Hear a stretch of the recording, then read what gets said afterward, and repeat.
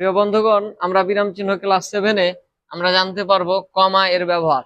কমা অনেক ক্ষেত্রে ব্যবহার হয়ে থাকে, তবে কমাটা থামতে হয় কতক্ষণ জানেন? কমাটা থামতে হয় এক বলতে যতক্ষণ। কমা শব্দের অর্থ হচ্ছে পাদচ্ছেদ। কমা শব্দের অর্থ হচ্ছে পাদচ্ছেদ। এক বলতে যতক্ষণ কমাতে থামতে হয় ততক্ষণ। এই কমার বিরতি হচ্ছে সামান্য বিরতি নির্দেশের ক্ষেত্রে কমা ব্যবহার হয়ে থাকে, মানে এক বলতে যতক্ষণ। যেমন আমি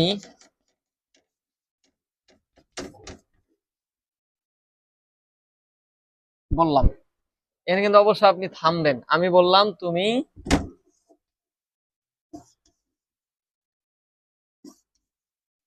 বাড়ি যাবে। আমি বললাম তুমি বাড়ি যাবে, তাহলে আমি এখন এখানে কি আপনি এভাবে কথা বলেন? আমি বললাম তুমি বাড়ি যাবে, এভাবে তো না। করার নিয়ম, বলার নিয়ম কি? আমি বললাম তুমি বাড়ি যাবে, আমি বললাম তুমি খাবে, আমি বললাম তুমি আমাকে বিয়ে করবে।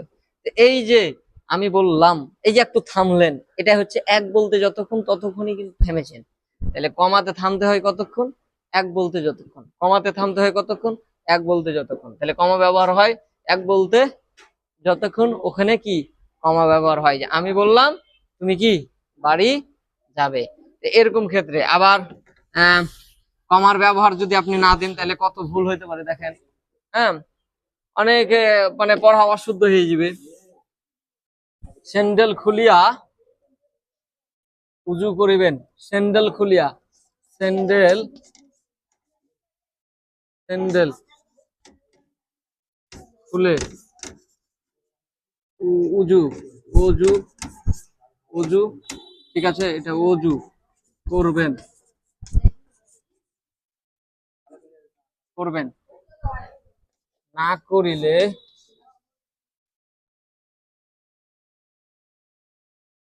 100 টাকা জরিমানা হবে। জরিমানা হবে। এখানে দেখেন, এখানে যদি কমাটা ব্যবহার না করতেন, এখানে কমাটা না ব্যবহার করলে কতটা এটা ভুল হয়ে যেত আপনি জানেন? স্যান্ডেল খুলে অজু করবেন। স্যান্ডেল খুলে কি করবেন? অজু করবেন। এখন যদি কমা না ব্যবহার করতেন, এখানে কিন্তু থামছেন, অজু করবেন এক বলতে যতক্ষণ ততক্ষণ থামছেন। এখন যদি এখানে না থামতেন তাহলে কি হতো জানেন? স্যান্ডেল খুলে অজু করবেন না, করবেন না, স্যান্ডেল খুলে অজু করবেন না।